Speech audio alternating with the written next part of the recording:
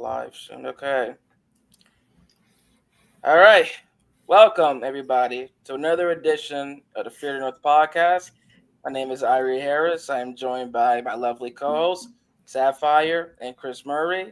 And we have some special news, a little special edition regarding Mr. Murray, the modern day Renaissance man, Sapphire. Yes, first of all, we want to, Chris, take a moment to acknowledge that you have been nominated by the Pen and Pencil Club as its Sports Writer of the Year. First, I want to say it doesn't surprise me at all because your articles are phenomenal. I want to say congratulations. And then, Irie, your moment there. That's his Well, acknowledgement. That's his acknowledgement. But yeah, tell us, tell us, tell us about the Pen and Pencil Club, right? Tell us about who all you're competing against, right? And then share with people where they can vote to nominate you for the award. Well, I've been nominated. The Pen and Pencil Club is one of the oldest journalism clubs in the country, and it includes everybody from all the mainstream media, black-owned media, all the ethnic-run media, and all that. And we have a little space in downtown Philly on Latimer Street, and it's a place where we gather, exchange stories, and every year they nominate various people. I'm competing against one of my best friends in the business, OJ Spivey, and several people from all over the Inquirer and Daily News, and in that world and whatnot. And there is I'm gonna look on my LinkedIn website and whatnot to give you the exact coordinates of of the website and everything, because and so yeah, you can vote vote in on you can vote in on their website, and I don't have the website in front of me. Oh, but I can drop the link in our crawler for yeah, you people can to drop see the it. link in there. But this club has existed since 1892. I'm happy to be nominated. we're proud of you, man. You deserve it. Thank you. I mean, I did win an award back in 2017 and everything. So if people vote and I win this time, it'll be the second one since 2017. I'm happy to be nominated. There's so many talented people. I would not be mad if some of the other people won, or one of those people won. I would not be mad, because there's a lot of talented people. I'm just humbled to be, nominated and everything, and something that will go, onto my vitae and resume and all that. But sometimes, I'm just happy to be nominated half the time, because, because to be nominated amongst a group of very talented journalists. I mean, to me, a lot of us who do this job, like I read, to me, you're a winner and all these other things. And I'm not saying that as a cliche, but this is a hard job, and we're dealing with people who don't particularly like to talk to us. And in some cases, we all work with editors who can be difficult, and this, that, and the other. So it's a thankless job, and we have to do it on deadline. We have to do it on days when we're not feeling well. So no, I understand. I mean, there's a lot of people like my friend OJ Spivey. There's a couple people from the Inquirer and Daily News that are there, that are being nominated. So I'm happy to be in a group of talented people. If I win, enough people vote for me. If I win, I'll be honored by that too. But I will probably acknowledge all the people who didn't win, and acknowledge the job, because our jobs in this day and age, and not just in sports, but in this day and age, journalism is very important, because, as you know, we have to hold public officials accountable, and that's part of our job. We have to hold those who own teams, who play on teams. We have to hold them accountable. We have to hold governments accountable and all that. So I'm just happy to be a part of what we're doing as journalists and all that, if that makes any sense. But I'm just saying, that's how I feel about it. Well said, beautifully well said.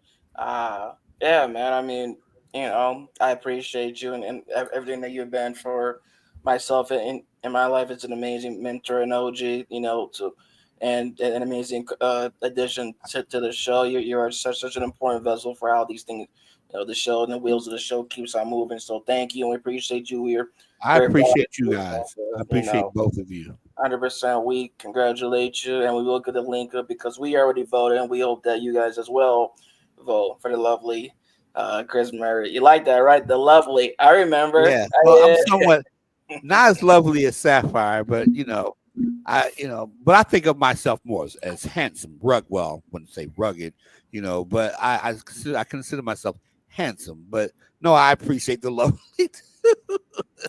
The modern day Renaissance man himself. So yes, congratulations, Chris Thank you Murray. so much. I appreciate you guys. I appreciate you too. And with that being said, welcome everybody once again. We appreciate you all tuning in just for that little quick intro honoring Chris Murray and his accomplishments. What's up, Saf? I was going to say, in Irie Harris's world, let's ball. Hit it. I got to be better for him. I didn't feel like I put him in enough good situations this year, ball placement wise. Even the one last night across the middle, I left it behind him, allowed 32 to make a play on it. And again, he can sit there and think about that play over and over, but I got to be better for him. And that's what it comes down to, and getting him, more involved. I know he's been battling throughout the entire year, bumps and bruises, and probably games that he shouldn't have played he was in, but he's a tough sucker, and I got nothing but, again, love for him, how he's approached this year. He's going to be so much better next year. Let his body heal up, and I'm going to be better for him. I promise you that. Let go. Hey, okay, I know I'm here to stay. Just counting on my wins, so I can't play it safe. Try to go against us, get you out the way. Go hard, it's the only way to play. Let me say, I'm a trendsetter. I'm a go-getter. I'm a trendsetter. I'm a go-getter. I'm a trendsetter. Who can do it better? I'm a go-getter. I'm a trendsetter. Hey, look, they keep calling me, could you ride this beat? Look proud of me. Okay, it ain't no problem. See, I can mold this thing like pottery. Better I'ma bet on myself. And for the top, and I don't need your help. We set the tempo. Yeah, we set the tempo, man, every single Tuesday. And I'll be ready to run through a wall when that John be playing. So Okay. well done. All right, well, welcome back, beautiful people, and everybody slowly tuning in one by one to this week's edition. We late. We late as hell. We late, but we're here. We were on CP time. We will admit that we still have a tendency for that. Listen, man, I'm down here in Washington, D.C. The way the president is cutting jobs like Tony Soprano and his crew, everybody's going somewhere right now. Correct. Regarding sports, TV time can also have a tendency when, none of your teams in the division that you cover are in it anymore. Super Bowl 59, the match was the Kansas City Chiefs and the Philadelphia Eagles. Now, before we dive further, let me just remind everybody that Mr. Murray here also covers the Philadelphia Eagles with the Philadelphia Sun. So Mr. Chris Murray has been there at these games, covering one by one, behind the scenes, in front and in and around these players and answer questions that we don't even know. So you are there, Chris, for a lot of this in person. If possible, can you just tell us what has it been like being around this team this season? Has there been anything different, any tweaks within mindset or within just approach when talking to you guys ahead of getting ready to go out and dominate the season the way that they have? Well, one of the things that will always stand out about this season is the fact that it was the offensive line that decided that, look, let's take some of the pressure off the quarterback and run the football. And this is something that I think this formula has worked. Jalen Hurts at the quarterback position, I wanted to talk about him a little bit further. But, he had thrown some interceptions, the running game. They didn't really emphasize the running game to keep the quarterback comfortable. And I think some of the offensive linemen went to Nick Sirianni and they said that we need to run this offense through through Saquon Barkley. They went on a 10-game winning streak and ended up winning 13 of their last 14 games. And I think that's right. If the numbers are correct, it's from week 4 they were 2-2, and Right. they ended the season 14-3, which still wasn't the best record in the NFC. With the Lions had that, but I think that this team has come together. Defense. Zach Bond has been a leader in the middle, and before he got hurt in the Kobe Dean, the 2 rookies, Cooper DeJean and also Quinyon Mitchell, was superb. And I know one of the teams. I know they're both on the all rookie team. The defense really also set the tone. They set the tone for the playoffs too, and especially in the first 2 games of the playoffs, the defense came up with the big plays to win games. They forced turnovers, and they did that in this game. They forced 4 turnovers in this game. Well, really, special teams forced the turnovers. Really, 3 by the defense and 1 by special teams. But they played superbly. And Saquon Barkley, I'll say this, even as a Ravens fan, Saquon Barkley was slightly better than Derrick Henry because of his explosiveness. The fact that during this season he has 7 plays, including the playoffs, including the game against the Rams, where he had at least 2 runs of 60 yards or more. He had 7 runs if you date back during the regular year that he had these big explosive runs, and he had about maybe 3 or 4 of them against the Rams alone. And so he was a dominant force in this game, set the tone in the NFC Championship game with a 60-yard run, and it had to be demoralizing for Washington because they moved 18 plays and only came away with a field goal. I think from that point forward, basically, it was almost like landing a knockdown in the first round. The guy gets up, but he's still going to feel the effects of that knockdown throughout the fight. And so in this situation, Washington hung in there for a minute, and then late in the first half, after it was 14-12, the Eagles got a couple of touchdowns, 1 off a turnover, and they pretty much never looked back. After halftime, after they went up 27-12 at the half, they never looked back. They ran the ball. Jalen Hurts passed the ball well past for 246 yards, accounted for 4 touchdowns total, 3 rushing, and he had a big 13-yard run on the second possession where he just ran the ball himself. He played. I mean, once again, this man finds a way to win. He's something like 51-39. I want to double check that. In terms of the games that he's won for this team, he has won a lot of football games. Yes. And I thought this was his best effort in the playoffs, for this year. And remember, I mean, he looked a lot sharper throwing the football. He kind of reminded me of 2022 in the NFC Championship when they beat San Francisco and they almost beat the Chiefs in that Super Bowl. And I think, in my opinion, I think the defense is a lot better than it was, say, 2 years ago. And I think I'll let you know what I think of the outcome of that game. I'm going to tease that a little bit, but I just kind of feel like this team is a lot better. They're much more balanced. I think, when in the last Super Bowl they played against Kansas City, you had those lulls. If you have a Saquon Barkley on the running, they take it out. So, indeed, thank you, Sapphire. And I know that you have quite a bit to speak on regarding that question, but I do want to ask you because you are in DC, and you were in DC this past week, and when the Eagles had played Washington. Well, what was the feeling out there before and after the game from Washington fans? Because you were in the midst, so you know better than us what the feeling, the atmosphere was like out there. Oh, yes, I was. And I just got to say, I'm down with my Cleveland Browns, but I am a Philly girl. Y'all know that, right? And so it's hard for me to be objective at this point anymore, gentlemen, because I want my Eagles to win. I'm gonna tell you straight up. And I think they're a team of destiny. But to answer your question, yes, I went up into a place that was thick with Commanders fans, and I was the only one repping Eagles fit.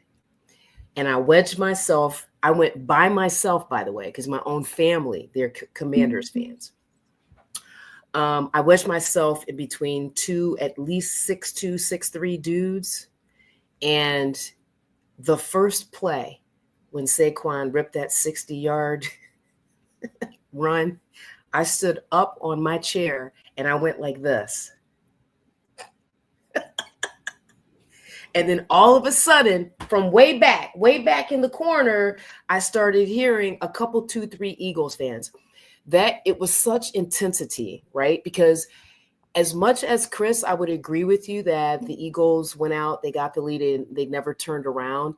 There was still an energy, right, emitting from Commanders fans. Like they still believed that Jaden Daniels could bring them back, right, and win that game. It was one of the most exciting playoff games that I've watched live and not at the actual game. I thought that Saquon Barkley really proved what he had said earlier in the week, which, and to paraphrase, was that teams can win. They can consistently be victorious with the run. And it's so benign. It's so almost, I'll say, foreign to hear that coming from a player in the NFC that's known more for its sort of like West Coast offensive scheme, drop back pass, or the RPO, all of that. I am old school.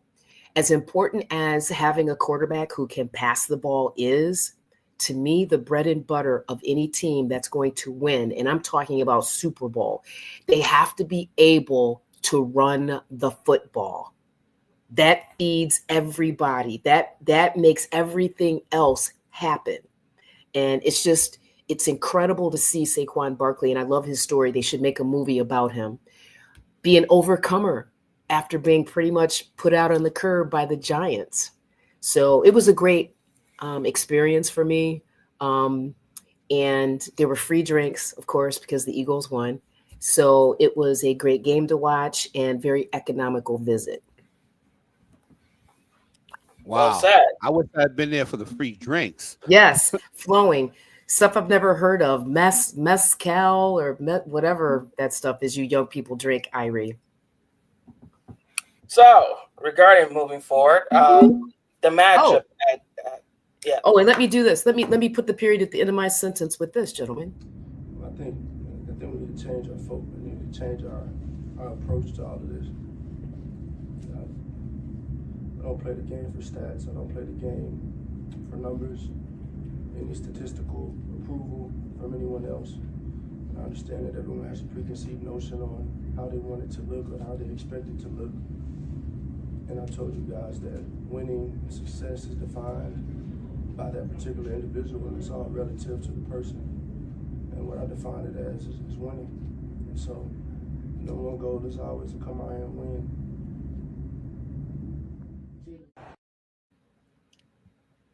Incredible. To be so young and so poised and be able to, similar to Jaden Daniels, because this is the new generation of, and I'll say it, Chris, African-American quarterback, intelligent, articulate, well-spoken, well put together, visionary. Like, it's an incredible moment for Jalen Hurts to squash the haters that are still pervasive in his universe, but also be an example to young people in terms of how to conduct yourself, regardless of what the pressure is, regardless of the successes, the failures. He is a great example to young people, and just incredible behind that mic. Incredible.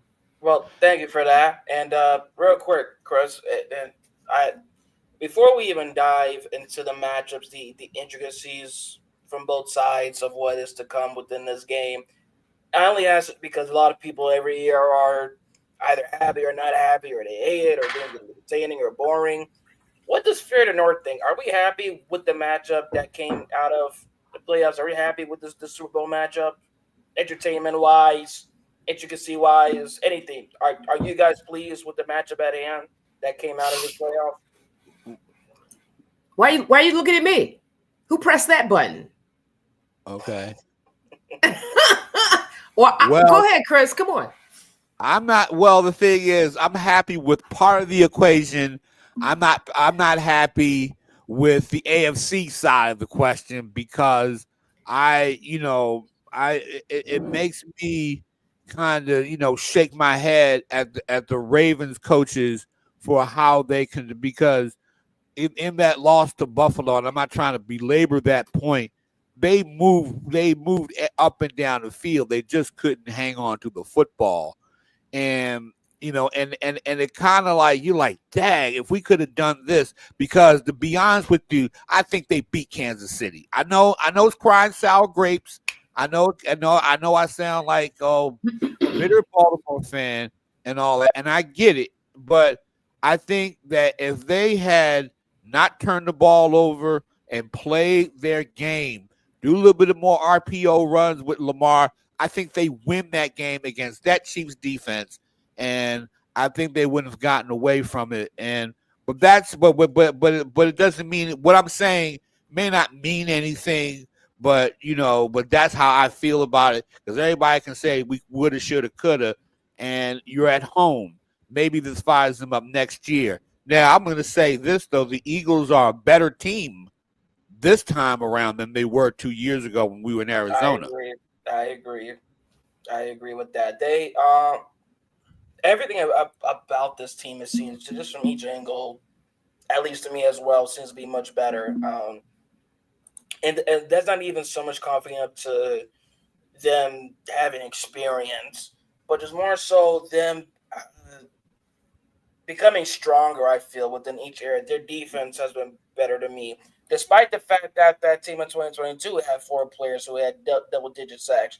Despite that, this defense also feels better to me. It feels like not even so much worry about that, but still able to get you within the little angles and different things that really impact the game the way they have, especially within the secondary. The secondary play has been impressive right now. Offensively, the blocking has been terrific for the most part. There was the little skimming within the Rams versus the Rams, which those few sacks were a lot. Outside of that, the blocking, I feel, has been stable. The run game has been enough said. So, yeah, I would have to agree with you on that. Now, regarding the Chiefs, though, because I mentioned the Eagles getting better, the Chiefs have been looking not as strong as they have in recent years, but they're veterans and they know how to win. So that's helped them escape a lot of these games this year, because most of their games have been one-score games. They've come down to the wire, any versus anybody, whether it was the Bengals or even the Bills or the Broncos coming or the Chargers coming down to a field goal. So I mean, we talk about the Eagles seeming to increase their strength. What about the Chiefs? Are they losing their strength, or are they still the same, but just a little wounded in our eyes? I mean, for me, I think the Chiefs are old in terms of football years. I think they're old. And when I see, and I don't even want to say his name because I know he's from Cleveland Heights. And guys, you know how I am. Okay. So thank you for riding with me on this. Just like that neck thing with Rue Wilson, I'm seeing Pudge with Mr. Kelsey. Man. Right. And then I'm seeing him taunt players. For some reason, the referees either left their little yellow handkerchiefs on the sideline when he was doing all of that. But I just see an older Kansas City Chiefs team. Pacheco's been injured this season. They're laying more heavily on Kareem Hunt. He's an older running back. When I think about what the Eagles have in the backfield, their wide receiver, and to the extent, and Chris, maybe you could touch on this, Goddard. Did I pronounce this right? Goddard. They got Calcaterra, I think it is. I feel like they're faster, right? I feel like they have more weapons. I feel like they have a better defense, Chris, which you pointed out, despite injury. I feel like overall, the Eagles are in the best position to win this game, which I am taking the Eagles in the Super Bowl. Separate from that, I will tell you, as a fan, I was so disgusted with the not the play calling, the way that the referees once again inserted themselves in the game to an extent where it impacted, for me, it impacted the momentum. And yes, I will say outcome. And when I and what's his name, Pat McAfee, when we are agreeing, that's an insight. And I want to say that it's just another example to me of just how much of a leader Josh Allen is, because I don't recall that he even really hung his hat on the obvious miscall of that fourth down and not even a yard. I'm just exhausted with that being such a significant factor in the outcome of these Chiefs games. As much as I really enjoy watching Patrick Mahomes, I really do. As much as I really want to see Kareem Hunt get a Super Bowl ring, I really do.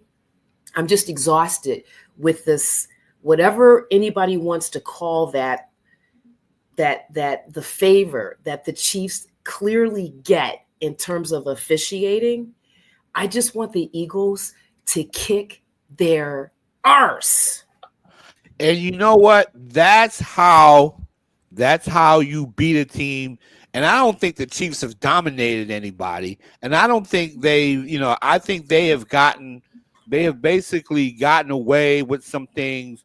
And the way and Sapphire, I like to basically, the eloquent way you said that in terms of kicking their arse, because I think the Eagles have to go in this time. Don't turn the ball over once. Get physical. Although be careful, because if you breathe on Patrick Mahomes, they're going to give you a 15-yard penalty. So from that perspective, I think the Eagles have to get physical early. And you're right, Sapphire. The Eagles have a variety of weapons. They can beat you in the passing game. And not Patrick Mahomes, but Jalen Hurts has a history. He went into Kansas City last year and beat them. He went there and had a tremendous second half comeback. And I think that you're going to see the best of Jalen Hurts as a passer and as a runner. But I think they really need Saquon and them. To really go and beat these guys. The only thing, though, don't get mad if you don't pop a 60-yard run right off the bat. I mean, you got Dallas Goedert, you got A.J. Brown, Devonta Smith, and you got all of these guys. And if they want to bring in Calcaterra a little bit, to spell Dallas Goedert, they can. But I think that what they have to do is that they have to establish, a physical presence in that game, because that's how they beat Washington. And, is you got to take the old Mike Singletary. We're going to be out here all day, baby. We're going to be out here all day. They don't know nothing about that, Chris. These young kids don't know nothing about Mike Singletary. Well, but they got to learn. Come on now. Yeah, that's true. Y'all, like I said, go on YouTube and watch these guys. There's a certain level of ferocity that you have to play, or even go back to a few years and watch the Legion of Boom. That's what you have to do. Yeah, is watch the winners. Remember the Legion of Boom? That was 10 years ago. Yeah, that's right. We're getting up there. Listen, I want to send a shout out to Ronan. Ronan, you are on it per usual. Let's go back and check this out. First, congratulations. He's sending you congratulations, Chris Murray. Thank you, Mr. Ronan. I appreciate it, my brother. Clearly, he is a Eagles Fly fan, because I'm right there with you. Coltsville in the house. Okay. Fly, Eagles, fly. There you go. I know the whole song, though. I do know the whole song. I just know the first line. Fly, Eagles, fly on the road to victory, right? On the road to victory. Fly, Eagles, fly. Score a touchdown. 1, 2, 3. 1, 2, 3. Hit them low, hit them high. And we watch those Eagles fly. Fly, Eagles, fly. On the road to victory. EAGLES. Eagles. Oh, So, that's what I'm talking about. yeah. Yeah, but he also agreed with you. I also agree with you regarding the Ravens. They could have beat the Chiefs. It was another missed opportunity for the year. And he's also sending props out to Josh Allen. He's legit. I will agree with Ronan. You know, we should send Ronan some swag. What do you think about that, gentlemen? Okay. Yeah, why not? I'm sure I can get the help address. I don't know how. All right, and I'm going to toss this one to you. Ohio Gucci, Maine. Gentlemen, what about his question? Let me have another Will sip Howard of to my, the Browns is the sip of question. my water. That's a possibility. I would be surprised if Will Howard was projected to be a quarterback taken on day one. The Browns still hold the number 2 pick, so the only way he'd be taken by the Browns on day one is if they said he's the best pick at number 2. But they can still select them on day 2 or 3 amid to late round draft pick, more of that developmental quarterback prospect, which isn't the worst thing in the world. I mean, yeah, that's a possibility, somewhat in the sense of territorial draft pick, right? Localist, just playing 2 hours down the road. So yeah, Will Howard to the Browns would be not a bad possibility, and yeah, I think he would be a solid within his first year around with the Browns, if that were to happen. I'm not saying it's going to happen. I'm just speculating if that were to happen. If the football gods had that kind of humor and say, yeah, why not let the Buckeye go play for the Brownies? All right, so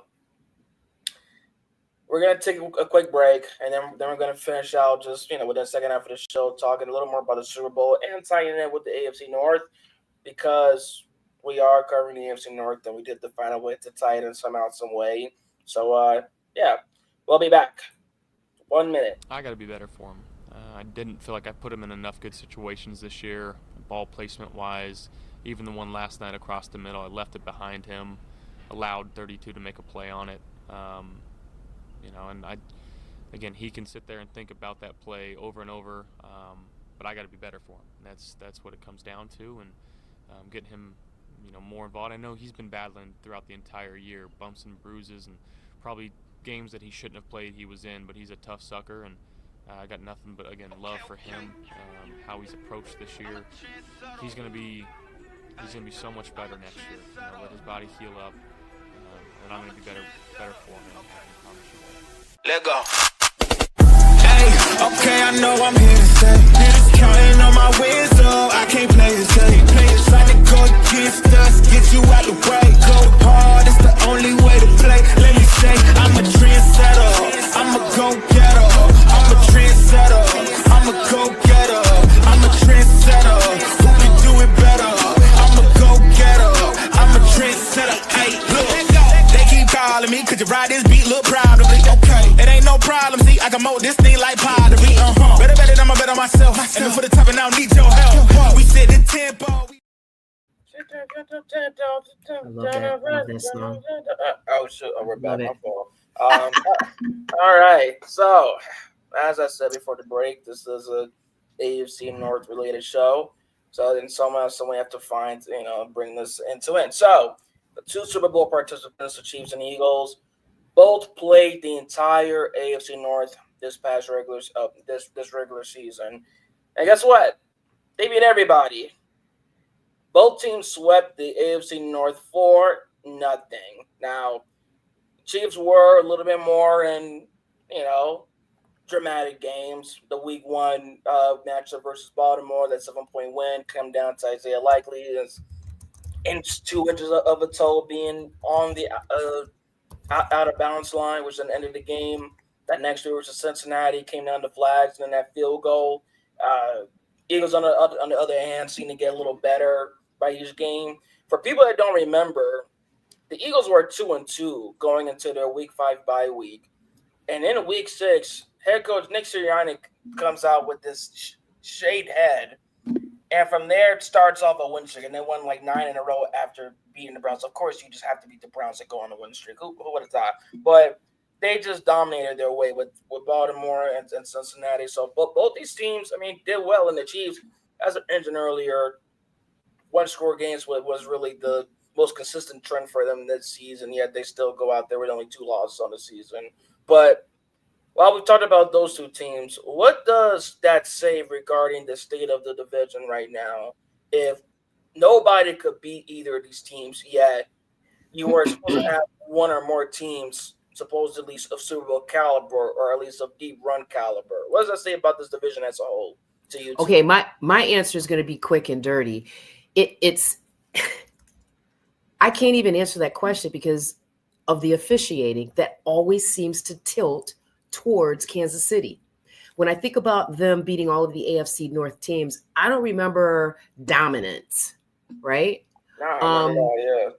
I just remember more of, here we go with the officiating again. Like I got a real issue with this, and it's skewing my view of what the Kansas City Chiefs, just as a professional football team, can do for themselves, right?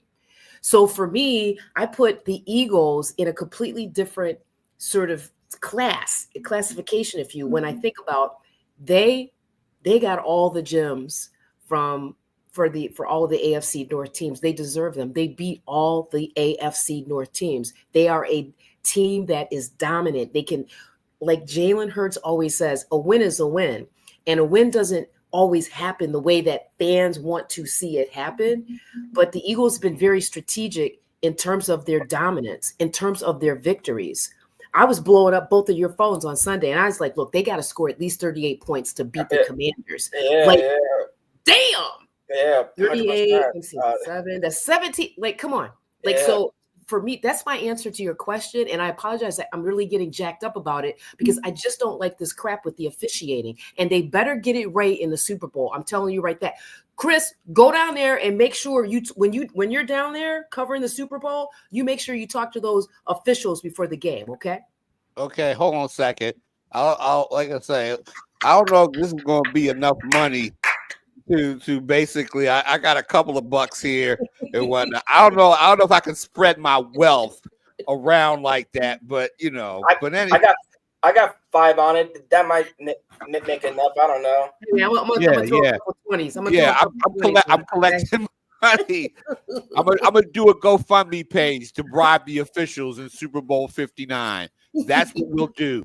But my answer to that question is this: the Eagles. I'm gonna put the Eagles above the Chiefs because there were some one-score games. I mean, between the Chiefs beat Baltimore and Cincinnati with one-score games. I think Pittsburgh was kind of down at the end of that year and all that, and they beat Cleveland. I gotta say the Eagles wins over the AFC North were legit in the sense that they and the Eagles were the one team that really beat Baltimore. Everybody else, the Ravens beat themselves, including the game against Kansas City, but too many penalties and stuff like that. But the Eagles game was the only game in which, Saquon Barkley got the big run in the fourth quarter, and they both battled. The Ravens missed some field goals, blew some opportunities. But in the end, the Eagles got the better end of the physical matchup. Cooper DeJean's big, when he body slammed Derrick Henry was a message sender. That was crazy. And even I had to say, well, much as I love Baltimore, Philly was the only team that I think that truly out physical Baltimore. Everybody else, the Ravens kind of beat themselves more often than not, and that came.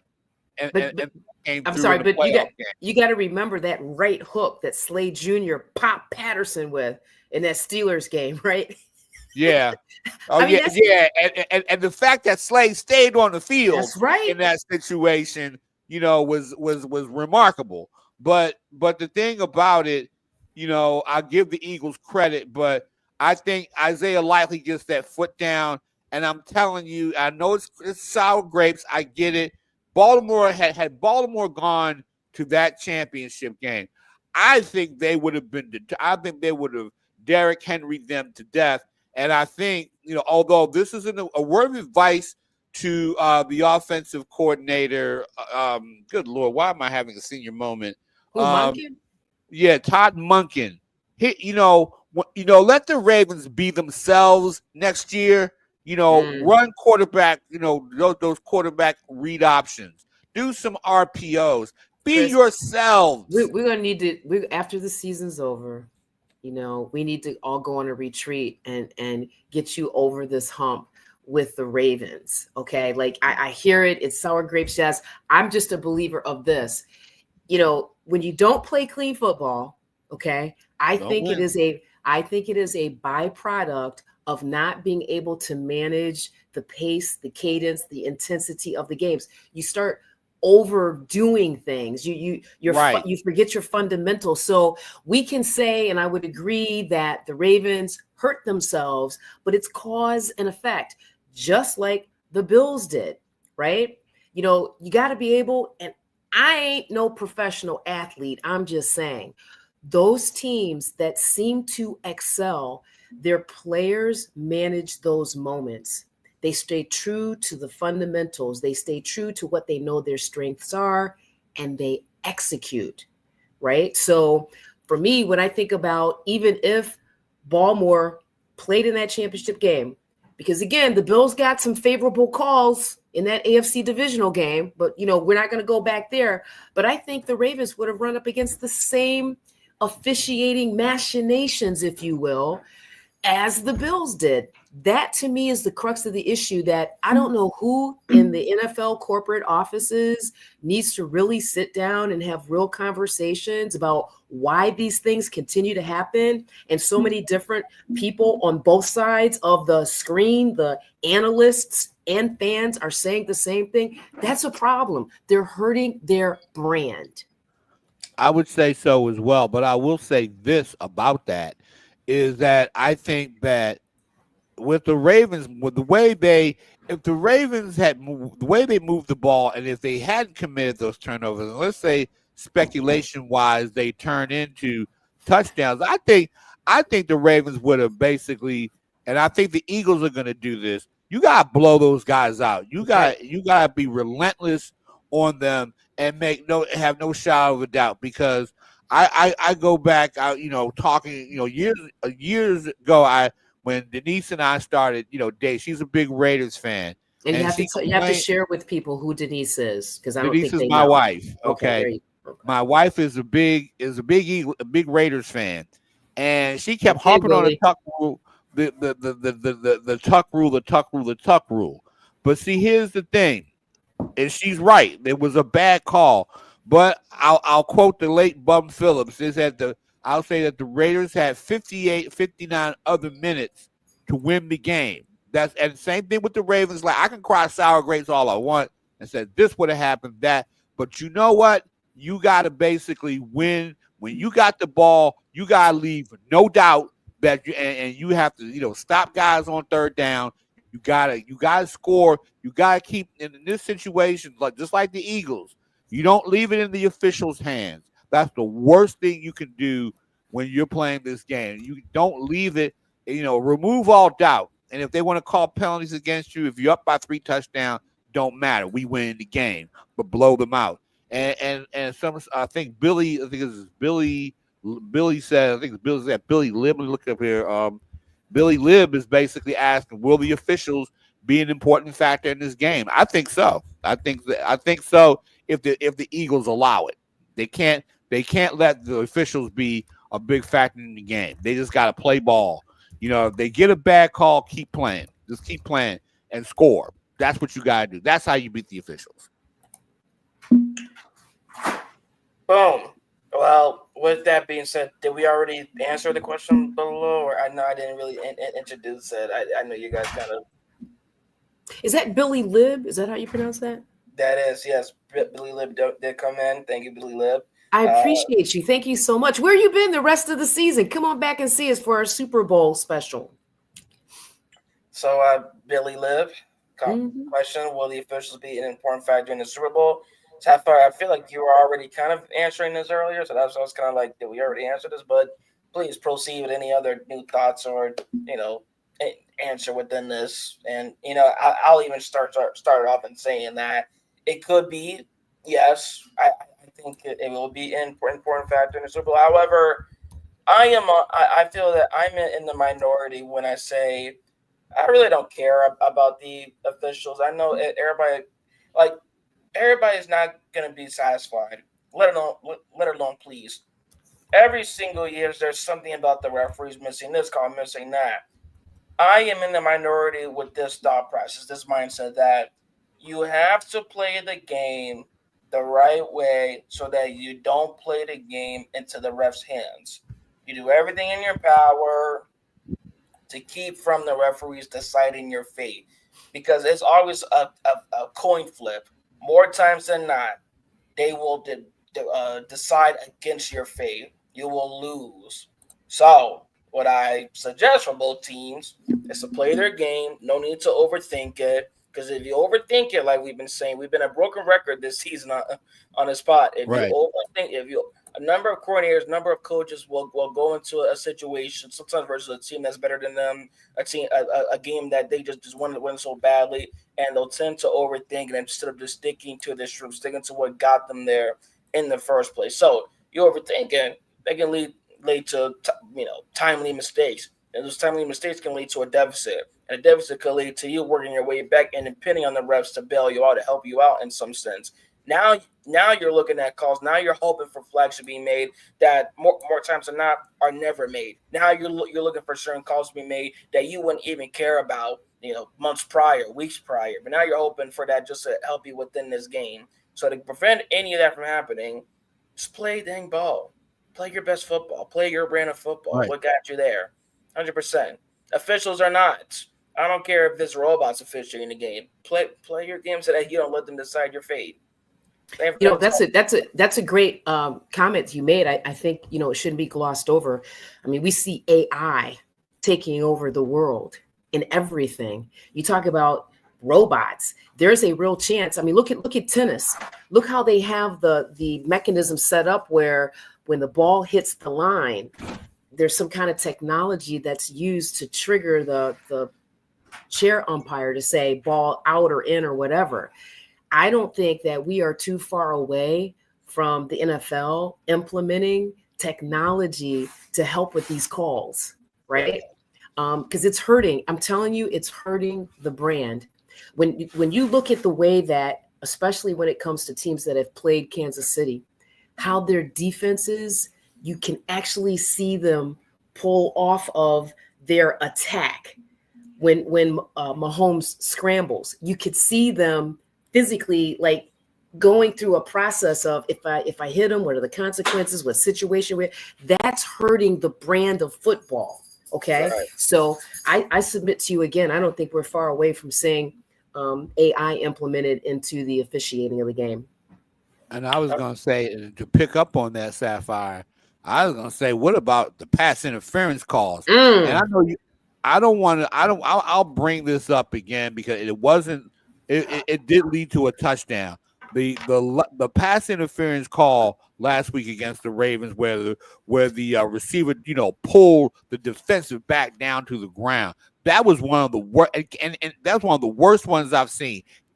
The CFL, they do have a replay for pass interference. They're one of the few leagues, I think, that they're a pro league that has an instant replay for pass interference.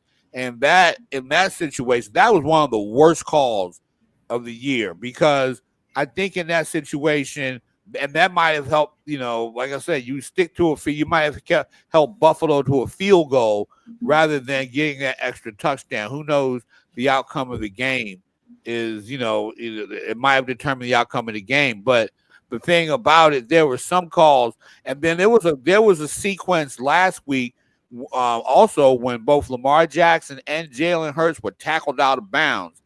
No calls in those games. They never get especially mobile black quarterbacks never get those calls. Never get those calls in the game. And that's my whole thing with the officiating. I mean, that's a great point. Because I do remember that phantom pass interference call, and I thought the Ravens got robbed. And it's curious that we have this observation that African American quarterbacks are not getting that call, and it just dawned on me when I think about the officiating crews, especially as you move forward in the playoffs, the divisional round, and the Super Bowl. Do we have any idea of the diaspora, the racial diaspora of those referees? I'm sorry, Chris. Go ahead.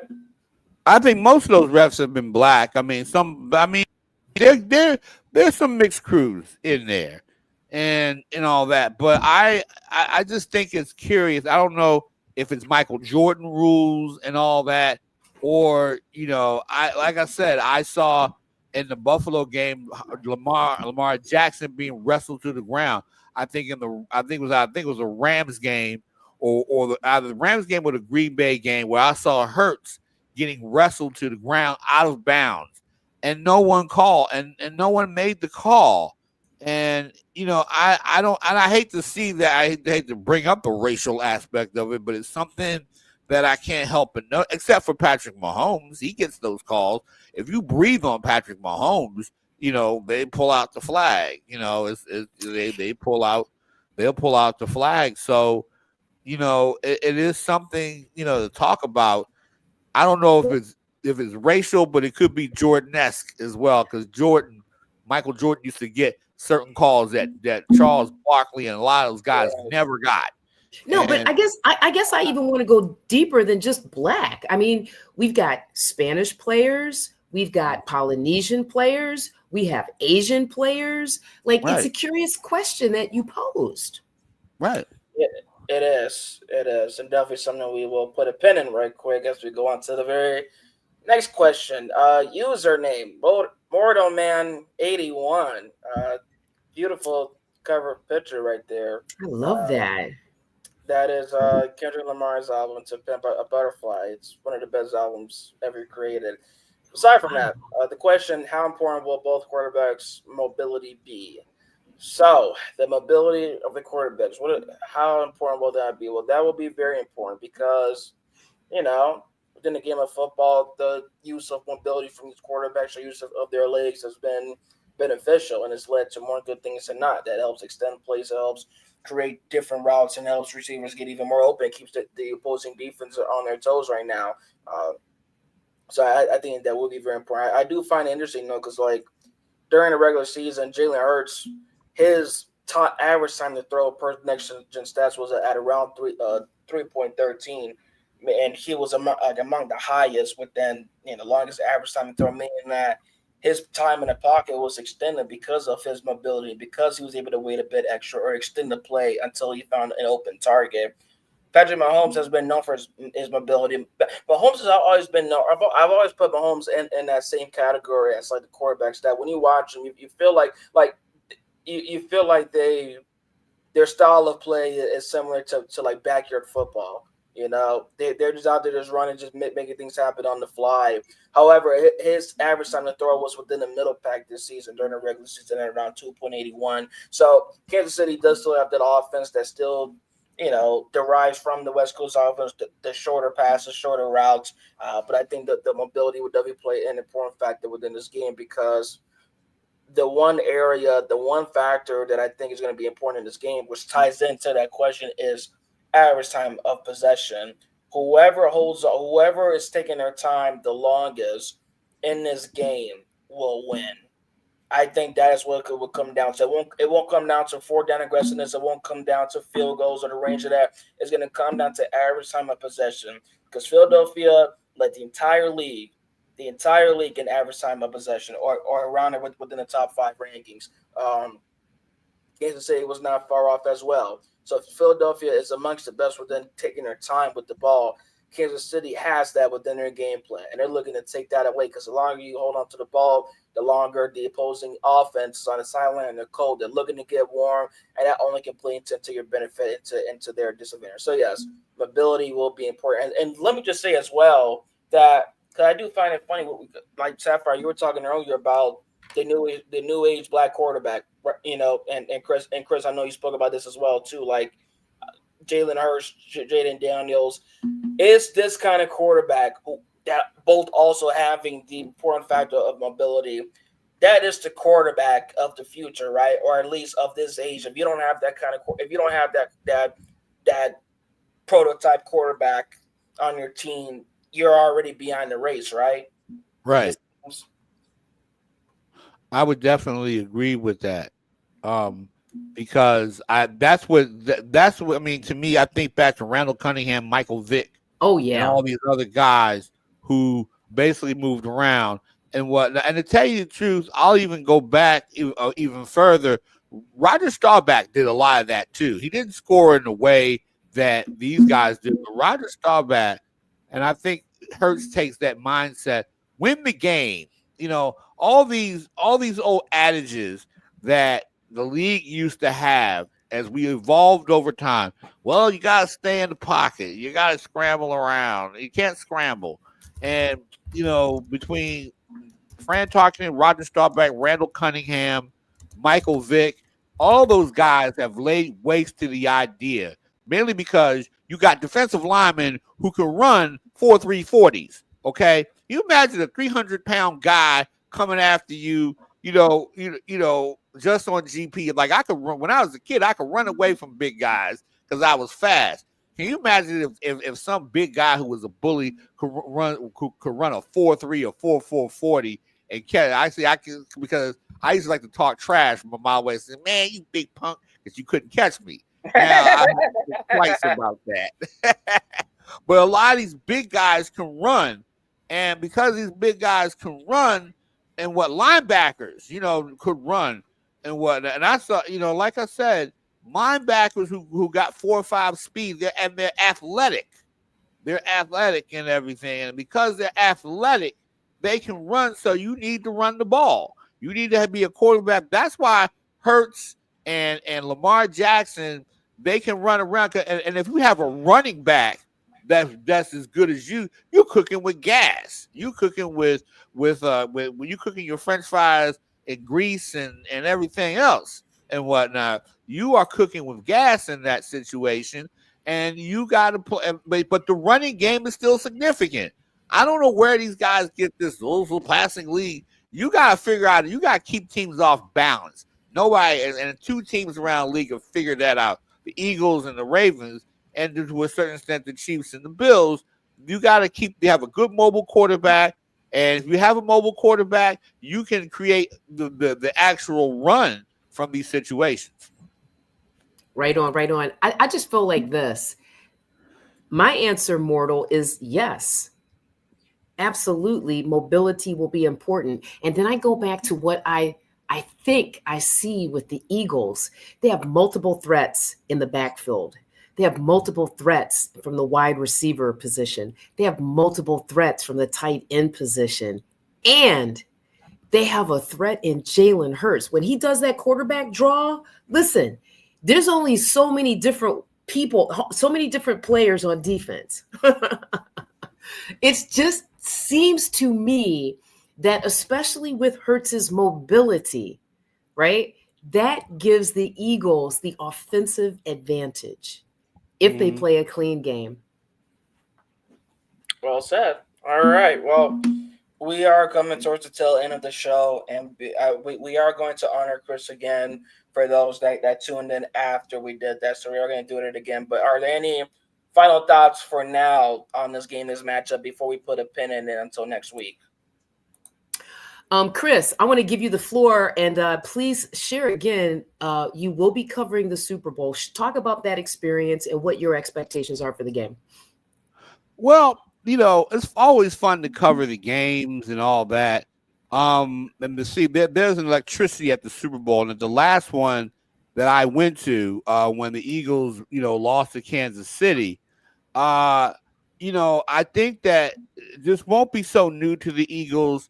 And I do think that the Eagles are on a mission because they've been awaiting to get back here for the last couple of years. Last time Hurts played in that game, he accounted for 370 yards. without a dominating running back, because he had Miles Sanders, Kenneth Gainwell, and Boston Scott. This time he has a stud in Saquon Barkley, and I think Barkley is going to carry them to victory, and he's going to make that offense. Even if Hurts doesn't put up numbers, he's going to be in a situation where he's going to find his spots, and I think that they're going to be so worried about Barkley that A.J. Brown and Devontae Smith are going to have fun in that secondary, as will Dallas Goedert. Beautiful. That's so fascinating. I actually agree with everything you said, and this. They're playing indoors, gentlemen, right?